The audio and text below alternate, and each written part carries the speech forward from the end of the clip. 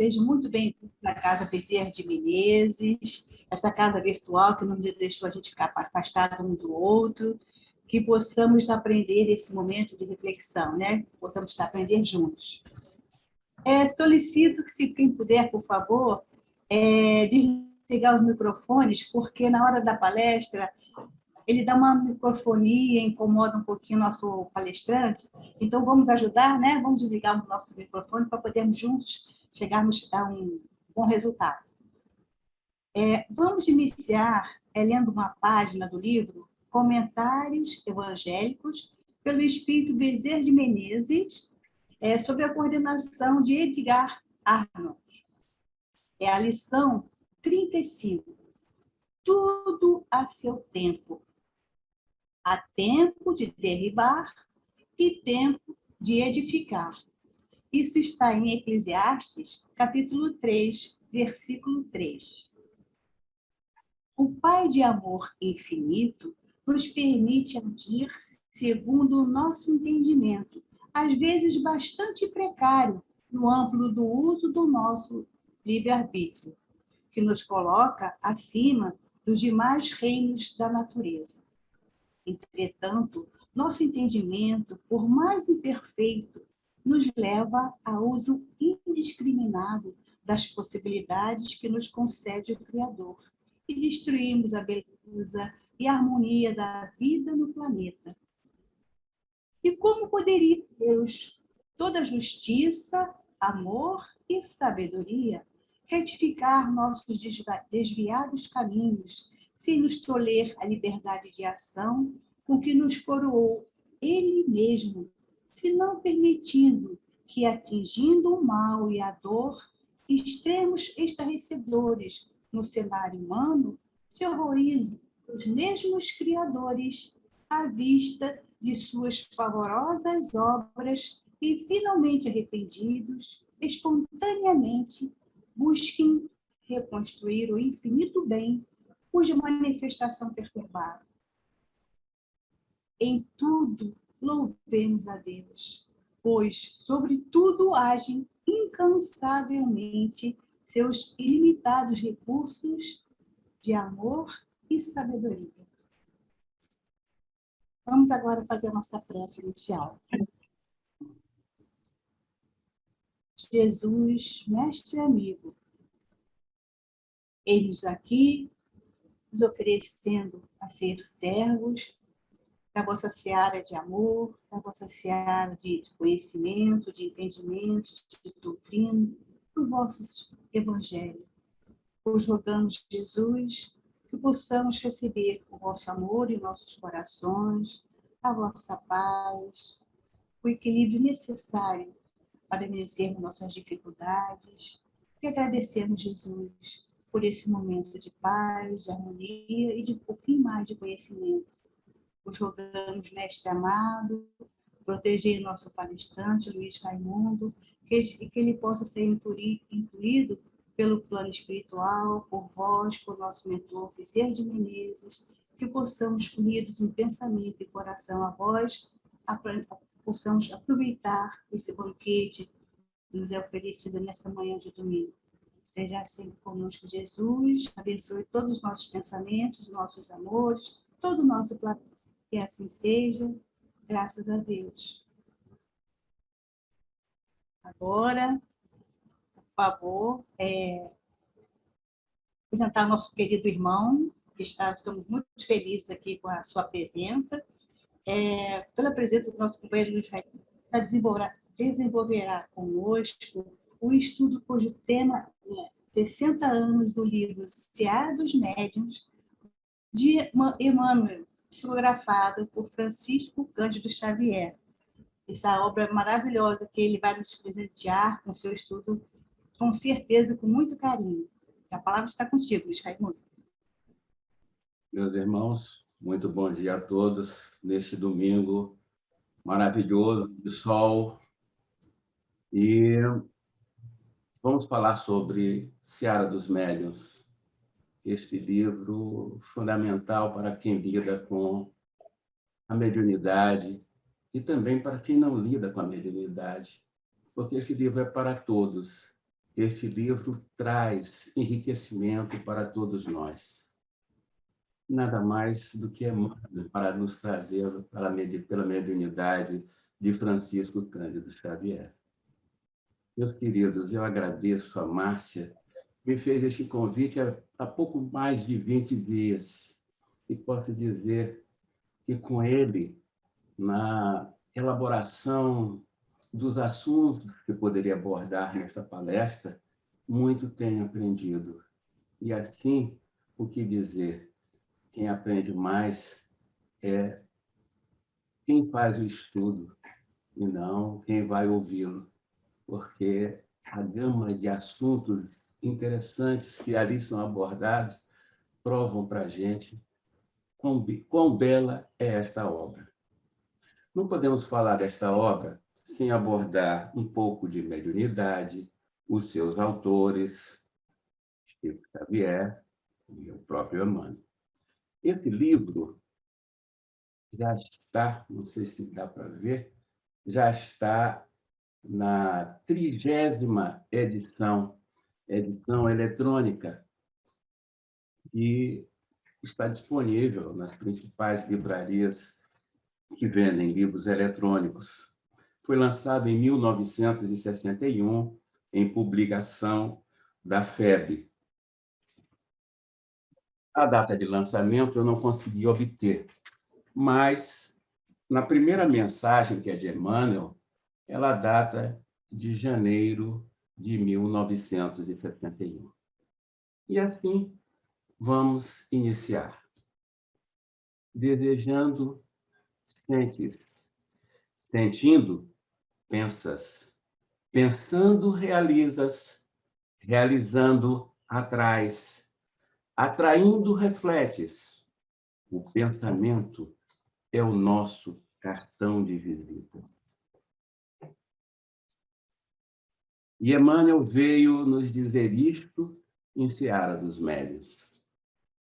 A propósito de Emmanuel, relembro que, em 1986, quando eu estava muito preocupado com 1000 problemas, as primeiras problemas de saúde me surgiram, eu estava numa crise terrível de pânico, medo da morte, medos infundáveis, mas o que você pode imaginar que possa acontecer diante desses aspectos, até de pensar que, ao morrer, eu ia ficar num caixão, enterrado, lá, tantas as crendices que a gente traz junto conosco, e isso já estava impossibilitando o meu trabalho. Um colega que estava ao meu lado, que trabalhava ao meu lado, disse assim: Luiz, você não pode ficar deste jeito. Eu vou te levar para a Federação Espírita Brasileira. Uma vez por semana, eles têm um atendimento fraterno. E lá eu fui atendido pelo senhor Arthur, que foi me explicando que a morte não existe, que pela ressurreição de Jesus os túmulos estavam vazios, que a gente não devia ter esse medo. E, ao longo do ano de 1986, eu fui adquirindo conhecimento, me controlando, aprendendo, meus irmãos, a respeito desta doutrina maravilhosa. E assim eu fui me acalmando. Logo depois, lá pelo 3º mês, ele disse: meu filho, eu vou te dar este livro. O livro era este aqui, O Pão Nosso, de Emmanuel. Esse livro foi publicado em 1950. São tantas as mensagens que ele nos traz de importância, que esse livro de 1950 virou meu livro de cabeceira por toda a minha vida. Todas as noites ele dizia: põe um copo de água, pegue, abra uma página e leia. Leia, que você vai começar a compreender tudo aquilo que você está passando, e isso vai ser algo fundamental para a sua vida. Depois, faça as suas preces. Até hoje, eu leio este livro. E não só este. Os livros da coleção Fonte Viva, Fonte Viva, o Caminho, Verdade e Vida, Vinha de Luz. Então, são livros de autoajuda. E esse livro de Emmanuel me permitiu me passar aquela fase inicial. Muito estudei. É um livro tão importante para mim e para todos os cristãos, que na Flórida, no ano de 2015, foi eleito o livro Pão Nosso, o livro cristão do ano nos Estados Unidos. Ele ganhou a medalha de bronze na premiação americana chamada Illumination Book Awards. Pois bem, 1 ano e meio se passou, indo toda semana falar com o seu Arthur, ser orientado, passando a ler, até que li tanto que esse livro se desmanchou. Se desmanchou. Eu tive que comprar uma nova edição para continuar tê-lo comigo. Pois bem, passado esse 1 ano e meio, ele virou para mim e disse assim: meu filho, está na hora de você frequentar uma casa espírita. Onde você mora? Eu disse: eu moro no Estácio, perto do Rio Comprido. Ele disse: então eu vou te indicar a casa de Bezerra de Menezes, da Rua Maia de Lacerda, 155. Quando, no ano de 87, eu fui recebido por Dona Silvia e nunca mais esqueci, nunca mais deixei o espiritismo. Para mim, foi de muita emoção esse momento. E aí, eu realmente aprendi que os sepulcros estão vazios. Também não foi também para isso que Jesus veio, ao ressuscitar ao terceiro dia, ele nos trouxe essa mensagem. Mas aí eu me perguntava, mas onde estão os irmãos que partiram para a vida verdadeira? Muitos estão aqui, ali, acolá, cada um segundo suas obras. Então, eu me lembrei de Paulo de Tarso na sua Epístola aos Hebreus, registrada no capítulo 12, versículo 1. Portanto, nós também, pois que estamos rodeados de uma tão grande nuvem de testemunhas. Meus irmãos, de remotas eras, já se sabia da mediunidade. Os espíritos já se manifestavam através do oráculo de Delfos, na Grécia. Em A Gênese, no capítulo 13, item 8, Kardec nos diz: uma vez que estão no quadro da natureza, os fenômenos espíritas se hão produzido em todos os tempos, mas precisamente porque não podiam ser estudados pelos meios materiais de que dispõe a ciência vulgar, permaneceram muito mais tempo do que outros no domínio do sobrenatural, donde o espiritismo agora os tira. A Gênese, no seu capítulo 14, os milagres do Evangelho, ele aborda os sonhos de José, que era um exemplo de mediunidade. A estrela dos magos, aqueles magos que foram até Jesus, eles não viram uma estrela, mas um espírito iluminado que os transportou até o local da manjedoura. E que falar dos possessos?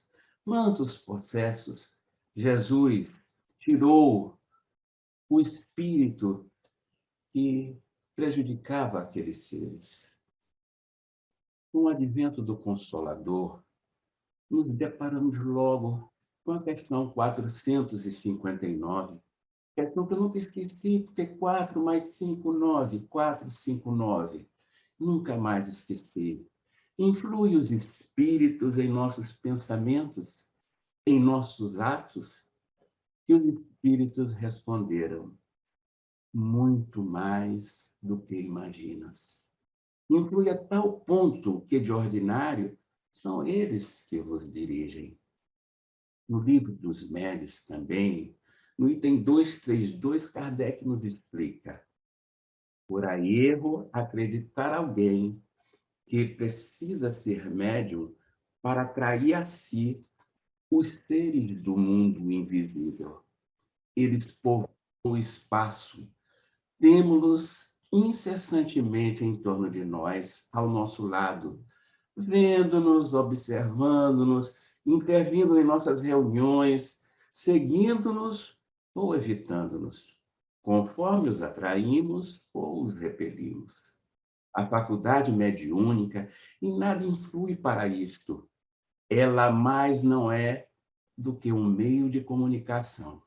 De acordo com o que dissemos acerca das causas de simpatia ou antipatia dos espíritos, facilmente se compreenderá que devemos estar cercados daqueles que têm afinidade com o nosso próprio espírito, conforme é este graduado ou degradado.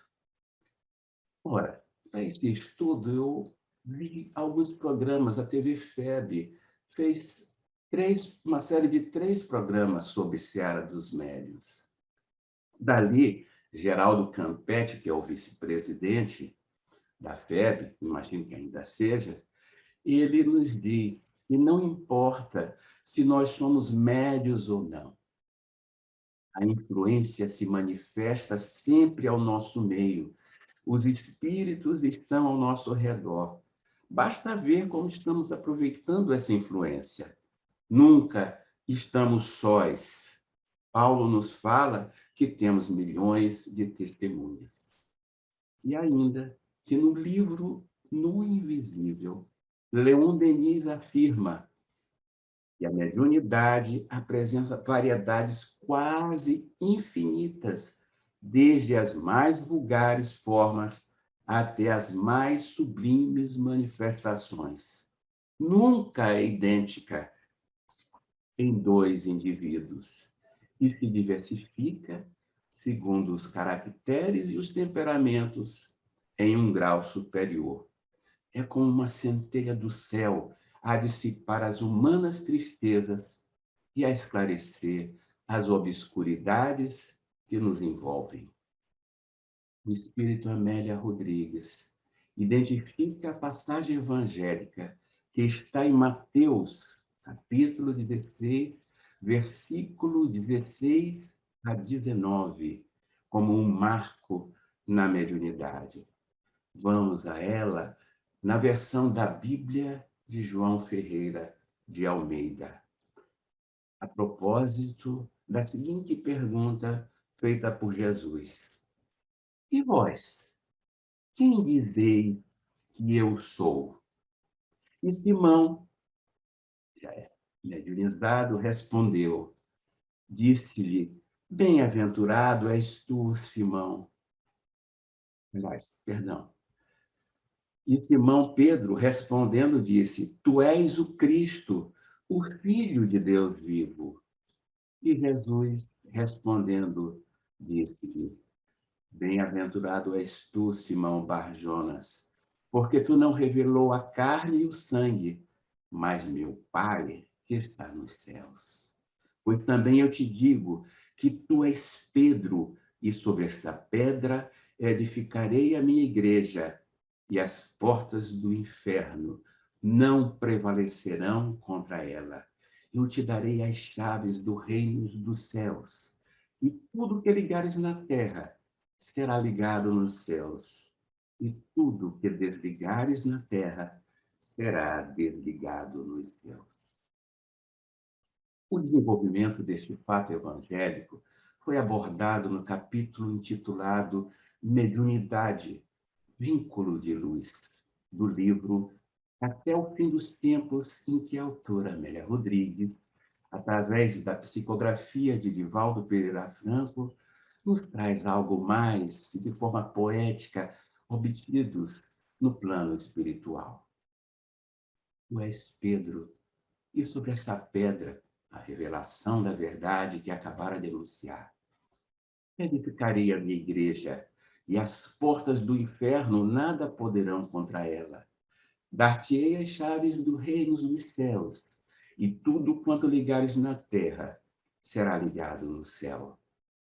Como entender a magnitude da tarefa que lhe era delegada?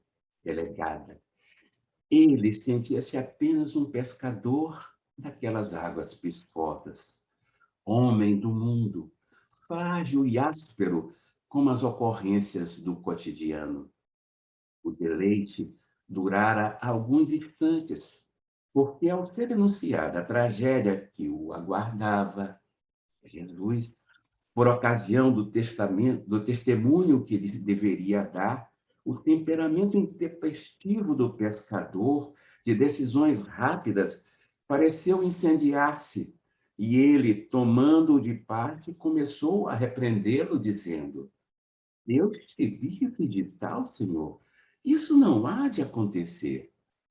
Retomando a postura de condutor e não de dirigido, o mestre, com energia, retrucou: Afasta-te, Satanás. Tu és para mim um estorvo, porque os teus pensamentos não são os de Deus, mas os dos homens. Paremos para refletir, meus irmãos, quão importante foi esse pensamento situado no tempo, a época de Jesus, que Amélia Rodrigues tão brilhantemente vem nos dizer. Quase 2000 anos se passaram. Estamos em 1960 e em 1961 seria o da celebração dos 100 anos do Livro dos Médiuns. Como sabemos, este livro complementa a segunda parte do Livro dos Espíritos. Diante disso, Emmanuel, Emmanuel, que espírito, quanto representa para o desenvolvimento do conhecimento espírita. E Chico Xavier, que psicografou suas obras, como não falar deles? Diz Sueli Caldas Schubert, em seu livro Chico Xavier e Emmanuel, Suas Dores e Glórias. Sobre Chico, ela nos diz: para melhor incumbir-nos do nosso propósito, enfocamos inicialmente o que significa o mandato mediúnico, característica do labor de Chico Xavier. O mandato mediúnico, e no caso de Chico Xavier, o mediunato, é muito mais abrangente do que se poderia supor. O mediunato confere ao médium a responsabilidade de ser copartícipe de toda a planificação do mundo maior. Ele não será somente um instrumento, mas parte integrante de um programa que a espiritualidade superior traçou, portanto, plenamente identificado com os objetivos a serem alcançados e pelos quais labora de comum acordo e sintonia com os que, na esfera espiritual, também sejam partes dessa programação. O médium torna-se o representante dos espíritos benfeitores do plano terrestre. Assim, desde o instante em que os ensinamentos vertem do mais alto, pelos canais mediúnicos, se expressem nas dimensões terrenas, ele, o médium, torna-se-lhe o guardião, o depositário que terá, a partir desse momento, de cuidar para que a obra projetada tenha o curso esperado, para que isto se dê, evidentemente. Outros companheiros são convocados à colaboração entre os encarnados, cada um deles com tarefas definidas e que somarão seus esforços para que o programa seja executado. Este é um médium excelente que foi Chico Xavier, um símbolo para todos nós. E sobre Emmanuel? Para ela viu de mais interessante foi dada por Clóvis Tavares em seu livro Amor e Sabedoria de Emmanuel. E diz assim, Clóvis Tavares: Emmanuel é o nobre espírito responsável por um grande trabalho missionário na pátria do Evangelho. É o guia espiritual do médium Francisco Cândido Xavier, o universalmente famoso Chico Xavier. Alma profundamente possuída de espírito evangélico, Emmanuel tem prodigalizado, através de inúmeras formas de amparo espiritual, conforto e esclarecimento a legiões de criaturas aflitas e torturadas. Emmanuel é o responsável perante a hierarquia espiritual que nos governa por todo o trabalho mediúnico que se iniciou em Pedro Leopoldo e continua fecundo, como sempre, em Uberaba. E ele, o supervisor, o coordenador de toda a obra literário-mediúnica de Chico Xavier. Foi ele que projetou essa fascinante obra de revelação espiritual das esferas invisíveis que nos envolvem o planeta, confiada à inteligência brilhante de André Luiz, que vem trazendo com seus irmãos uma inestimável contribuição à obra iniciada por Allan Kardec, obra de iluminação da consciência humana.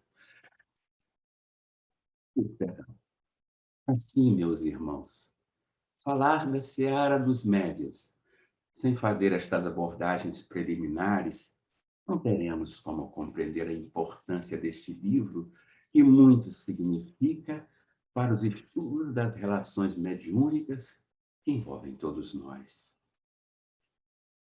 Vamos agora abrir o compartilhamento. Me aguarde um instantinho para poder botar a página do compartilhamento. Esta é a página que eu criei em comemoração. Nós vemos Emmanuel, Chico, 60 anos, 1961, 2021. E aqui eu vou começar a trazer para vocês aquilo que eu achei de fundamental importância das 90 páginas produzidas nas reuniões de Chico Xavier. Mas antes de fazê-lo, eu gostaria de ler para vocês a apresentação feita por por Emmanuel a respeito. Seara dos Médiuns. Amigo leitor, a doutrina espírita em seu primeiro século assemelha-se de algum modo à árvore robusta, espalhando ramaria, flores, frutos e essências em todas as direções. Que princípios afins se lhe instalem nos movimentos, à maneira de aves tecendo ninhos transitórios nos galhos de tronco generoso, é inevitável. Contudo, que os lavradores do campo lhe devem fidelidade e carinho para que as suas raízes se mantenham puras e vigorosas, é outra proposição que não sofre dúvida. Assim pensando, prosseguimos em nossos comentários humildes da codificação kardeciana, apresentando neste volume o desataviado cometimento que nos foi permitido atender no decurso das 90 reuniões públicas, nas noites de segunda e sexta-feiras, que tivemos a alegria de partilhar junto dos irmãos uberabenses em 1960, na sede da Comunhão Espírita Cristã. Desta feita, o Livro dos Médiuns, que justamente agora, em 1961, está celebrando o primeiro centenário, foi objeto de nossa especial atenção. Os textos em exame foram escolhidos pelos companheiros encarnados em cada reunião. Depois dos apontamentos verbais de cada um deles, articulamos as considerações aqui expressas que, em vários casos, fomos compelidos a deslocar do tema proposto à face de acontecimentos eventuais surgidos nas assembleias. Algumas das páginas que ora reunimos foram publicadas em Reformador, o respeitável mensário da Federação Espírita Brasileira, e no jornal A Flama Espírita da cidade de Uberaba. Esclarecemos, porém, que situando aqui as nossas apreciações simples, na feição integral, com a ordem cronológica em que nos foram escritas e na relação das questões e respectivos parágrafos do Livro dos Médiuns, nos apresentava, efetuamos pessoalmente a total revisão de todas elas para o trabalho natural do conjunto. Mais uma vez, asseguramos de público que o único móvel a inspirar-nos no serviço a que nos empenhamos é o de encarecer o impositivo crescente do estudo sistematizado da obra de Allan Kardec, construção basilar da doutrina espírita a que o Evangelho de nosso Senhor Jesus Cristo oferece cobertura perfeita a fim de que mantenhamos o ensinamento espírita indene da superstição e do fanatismo que aparecem fatalmente em todas as fecundações de exotismo e fantasia. Esperando, pois, que outros ceareiros venham a lide remediar-nos a imperfeição com interpretações e contribuições mais claras e mais eficientes em torno da palavra imperecível do grande codificador, de vez que os campos da ciência e da filosofia, nos domínios doutrinários do espiritismo, são continentes de trabalho a se perderem de vista. Aqui ficamos em nossa tarefa de apagado expositor da religião espírita, que é a religião do Evangelho do Cristo, para a sublimação da inteligência e aprimoramento do coração.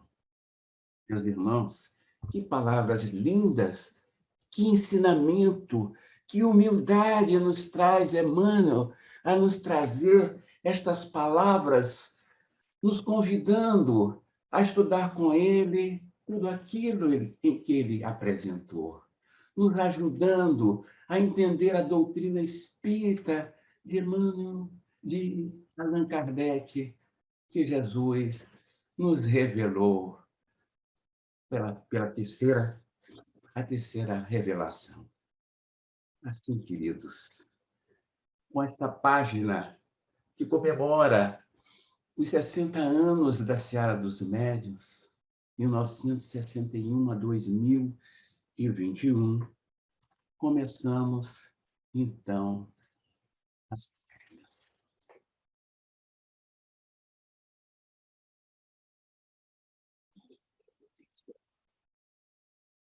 Aqui para poder ler junto com vocês. Num século de espiritismo. Eu separei esta mensagem porque eu entendo que ela é fundamental.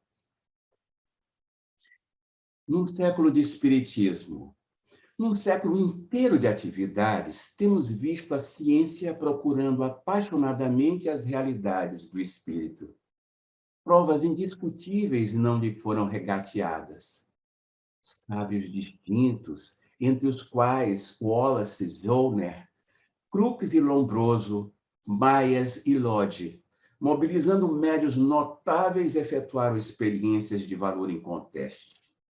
Entretanto, se nos 20 lustres passados, a mediunidade serviu para atender aos mistérios brilhantes da observação científica, projetando inquirições do homem para a esfera espiritual, é justo que satisfaça agora as necessidades morais da Terra, carreando avisos da esfera espiritual para o homem.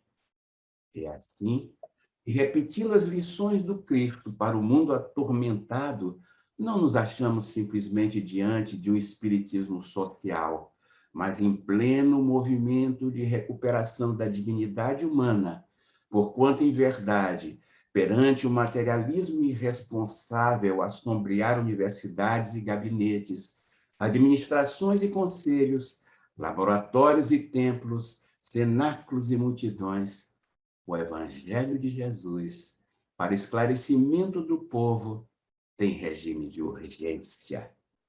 Que beleza de mensagem, meus irmãos. Que beleza! Nós temos que ter em mente que o Evangelho é o fundamento para as nossas vidas. É dele que nós vamos retirar as forças que nós necessitamos para o nosso crescimento espiritual.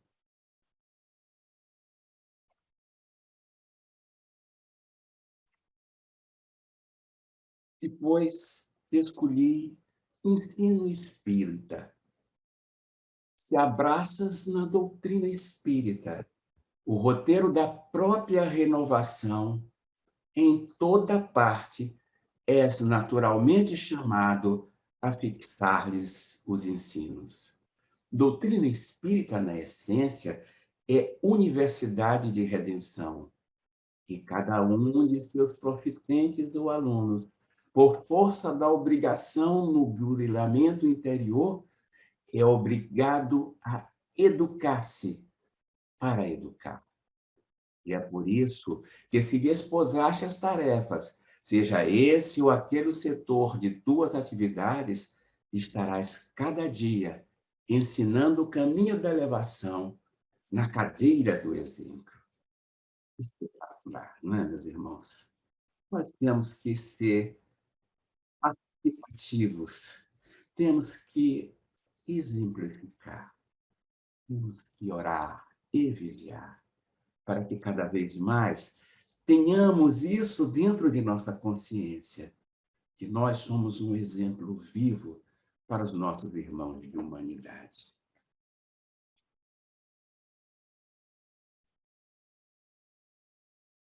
Depois, escolhi ante a mediunidade.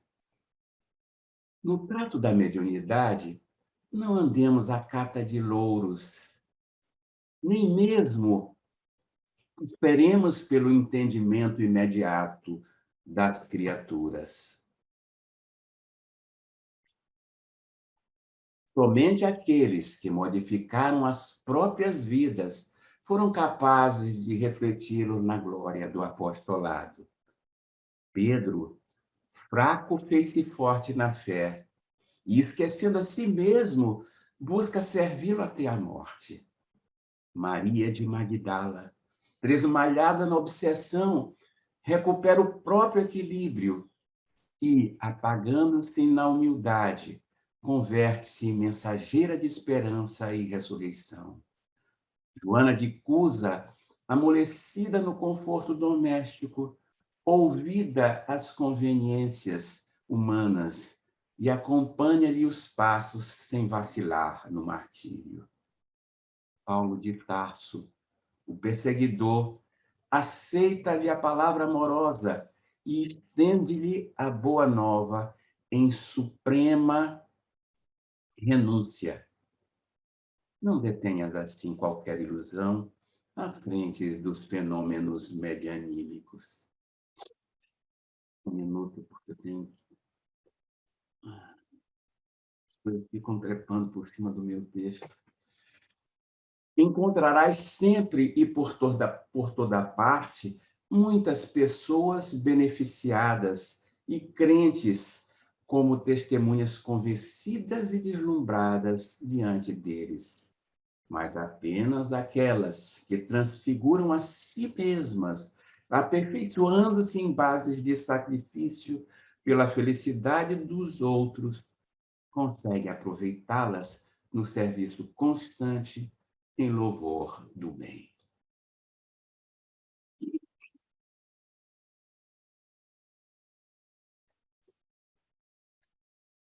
Curiosidade. Não esperes, assim, que os espíritos angélicos venham ferir-nos o aprendizado. Quaisquer recursos demasiados transcendentes que nos trouxessem serviriam apenas como fatores de encantamento inútil, a maneira de fogos de artifício, tumultuando a emoção dos meninos necessitados da escola. Da pedra ao micróbio, do micróbio ao verme, do verme ao homem e do homem à estrela, o universo é todo um conjunto de soberbos fenômenos, desafiando-nos o conhecimento e a interação, e a interpretação. Também na mediunidade, não aguardes concessões de pechincha. Há nos reinos do espírito leis e princípios, novas revelações e novos mundos a conquistar. Isso, entretanto, exige, antes de tudo, paciência e trabalho, responsabilidade e entendimento, atenção e suor, conhecimento superior. Na aquisição do conhecimento superior, não acredites que o deslumbramento substitua o trabalho. Nem julgues que o benfeitor espiritual, por mais amigo, possa efetuar a obra que te compete. Toda realização pede esforço, toda construção pede tempo. Agradece, pois, o carinho dos espíritos generosos, encarnados ou desencarnados, que te amparam a experiência, aplicando-te as lições de que são mensageiros. Não admitas, contudo, que a presença deles te baste ao aprimoramento individual. Recorda que nem os companheiros da glória do Cristo escaparam ao impositivo do serviço constante. Os apóstolos que lhe respiraram a convivência não repousam ante as flamas do Pentecostes, mas seguem luta diante de renúncia em renúncia, adquirindo pouco a pouco a grande libertação. E Saulo de Tarso, visitado pelo próprio Mestre em pessoa, não para sobre o jorro solar da senda de Damasco, mas avança de suplício em suplício, assimilando a preço de sofrimento o dom da divina luz.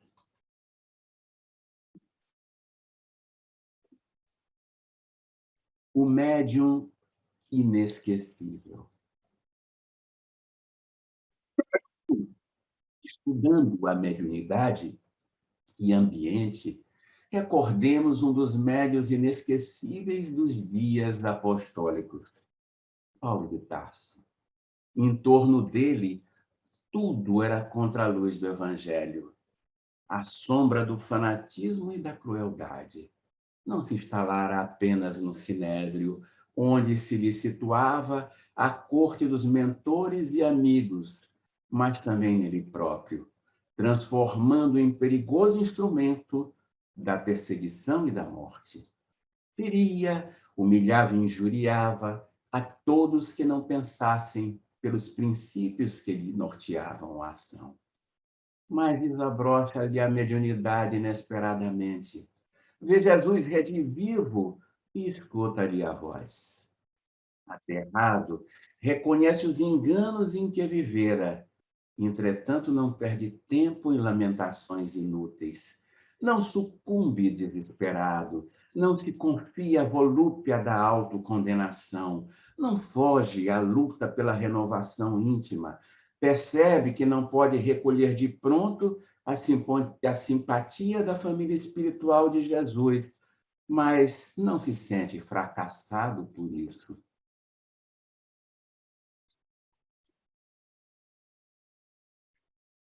E enquanto o corpo lhe permite dar testemunho da realidade espiritual, combatendo ignorância e superstição, maldade e orgulho, tentação e vaidade, nem ouro fácil, nem privilégios, nem cidadela social, nem apoio político. Ele e o tear que o ajudava a sustentar-se ficaram, através dos séculos, como símbolo perfeito de influência pessoal e meio adverso, ensinando-nos a todos, principalmente a nós, outros, encarnados e desencarnados de todos os tempos, que podemos pedir orientação, falar em orientação, examinar os sistemas de orientação, mas que, acima de tudo,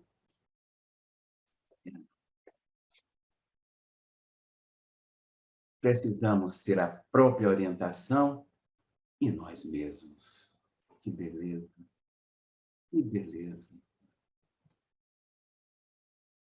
O argumento ante os amados que te não compreendem, estimarias que todos crescem conforme cresce.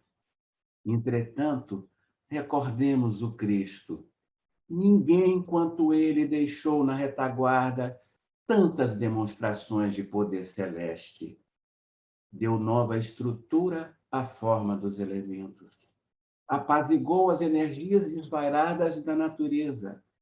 Reaqueceu corpos que a morte imobilizava. Restituiu a visão aos cegos. Restaurou paralíticos. Limpou feridentos. Curou alienados mentais. Operou maravilhas somente atribuíveis à ciência divina. Contudo, não foi pelos deslumbramentos produzidos que se converteu em mentor excelso da humanidade. Jesus agiganta-se na esteira dos séculos pela força do exemplo. Anjo caminhou entre os homens. Senhor do mundo não reteve uma pedra para repousar a cabeça. Sábio foi simples. Grande alinhou-se entre os pequenos. Juiz dos juízes, espalhou a misericórdia. Caluniado, lançou bênçãos. Traído, não reclamou. Acusado, humilhou a si mesmo. Ferido, esqueceu toda ofensa. Injuriado, silenciou. Crucificado, pediu perdão para os próprios verdugos. Abandonado, abandonado, voltou para auxiliar. Ação é voz que fala a razão. Se assim aspiras, se aspiras assim a convencer os que te rodeiam quanto à verdade, não ouvides que, acima de todos os fenômenos passageiros e discutíveis, o único argumento edificante de que dispões é o de tua própria conduta no livro da própria vida.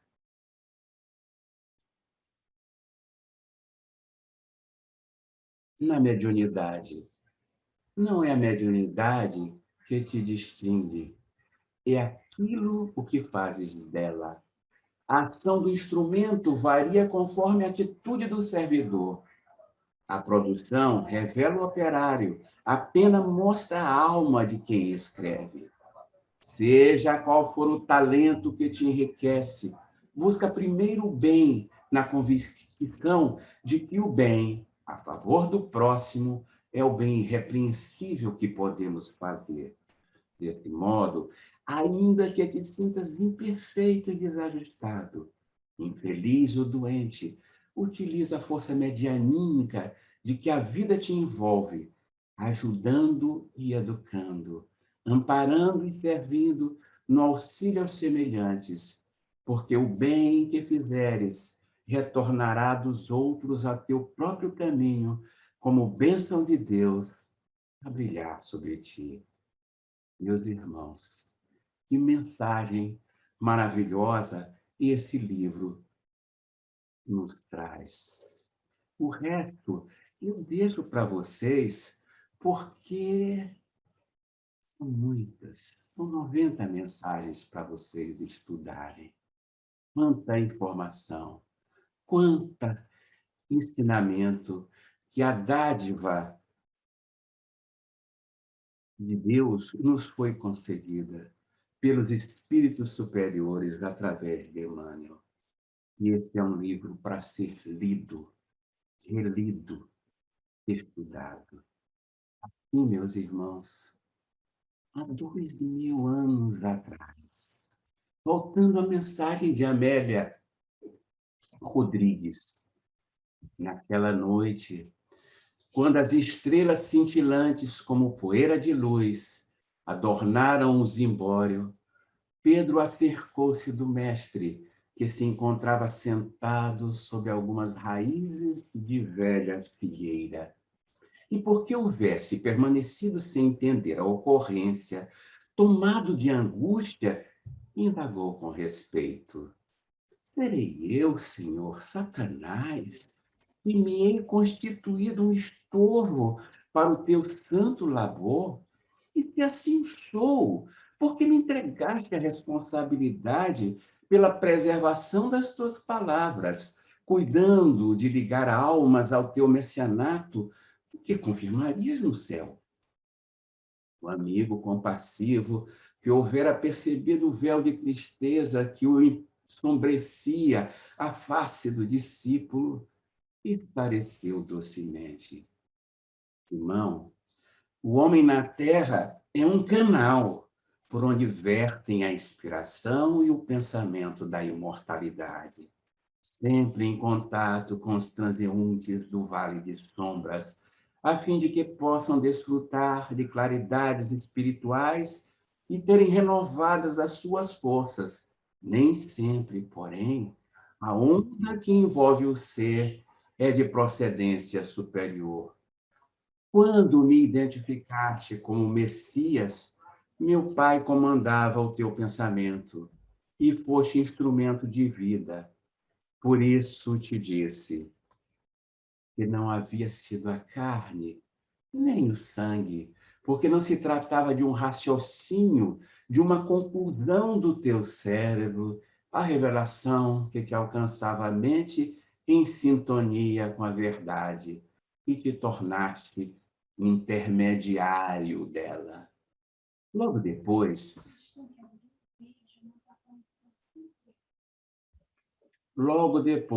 porque o medo... Perdão, meus irmãos, só um instante. Logo depois, porque o medo de perturbar-se a razão, esquecendo de que a nossa é uma jornada para o sacrifício, que o cordeiro segue para o matadouro, a fim de que a sua mensagem se perpetue pelo exemplo, foste instrumento de Satanás, o espírito infeliz que procura ser estorvo em relação ao ministério de libertação das criaturas. Já me viste expulsá-lo de vários enfermos, e não obstante, ele investe, infeliz e perturbador, ganhando adeptos no mundo em contínuas tentativas de criar embaraços aos que andam em justiça e equidade. Certamente não me enfrenta, porque medeia entre nós um abismo de distância vibratória. No entanto, direciona sua onda mental, que é captada pelos que se fragilizam e temem a perda das coisas vãs do mundo. Não me referi a ti, mas à força satânica que te utilizava como objetivo de intimidar-me, de fazer-me desviar daquilo para o que vim, e que é o holocausto, após as lições incessantes de amor. Por isso é necessário vigiar as nascentes do coração, onde procedem os bons como os maus pensamentos, a fim de manter-te em sintonia com o Pai e não com o espírito do mal. Estava sancionada a mediunidade e seu exercício lúcido Pedro fora o exemplo excelente da sintonia psíquica com o mundo superior que o inspirara na revelação, mas também a entidade perversa que se comprazia no mal.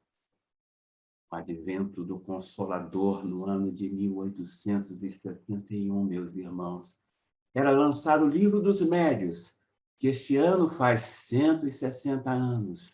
Com ele, os fundamentos ditados pela espiritualidade maior e o labor excelente de Allan Kardec para apresentar esse trabalho, que hoje norteia as atitudes dos espíritas em seus mediunatos.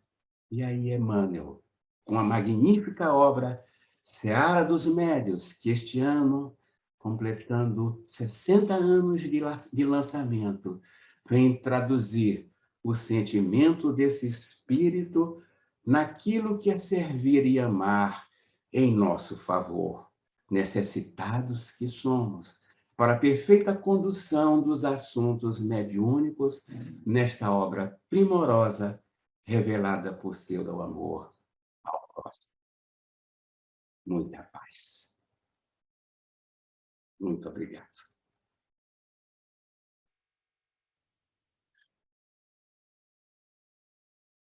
Ligue o microfone, Elisete. Assim como eu desliguei a imagem sem querer quando fechei o compartilhamento, eu peço que você ligue o microfone. Obrigada. Agradecemos o companheiro Luiz Raimundo por compartilhar com tanto carinho, tanta pesquisa, tanto fruto bom para nós, seu estudo sobre essa obra tão importante de Emmanuel, né? Agradecemos também aqui a presença de todos nesse momento. Gostaríamos de convidar vocês para o próximo domingo, nesse encontro que nós também, além do estudo, vemos tantas pessoas aqui conhecidas, não podemos ver pessoalmente aqui, pelo menos podemos matar um pouquinho da saudade, né? No próximo domingo, estaremos com um encontro com a nossa irmã Aymar Sobreira, que nos trará o estudo referente ao tema Cristãos Decididos.